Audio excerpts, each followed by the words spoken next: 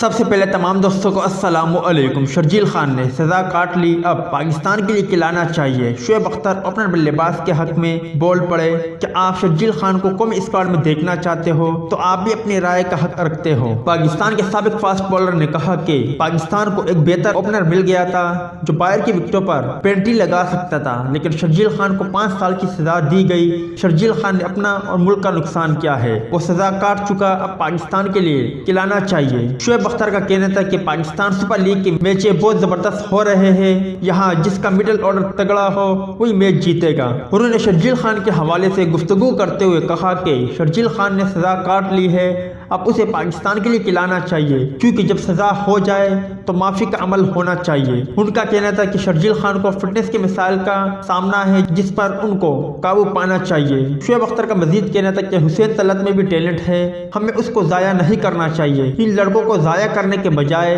ان سے کام لیا جائے۔ ان کا مزید کہنا تھا کہ بابر اعظم پاکستان کا اثاثہ ہے، ان سے بہتر 10 اوور کوئی نہیں کھیل سکتا، لیکن اب ان کا سٹرائک ریٹ نیچے آیا ہے۔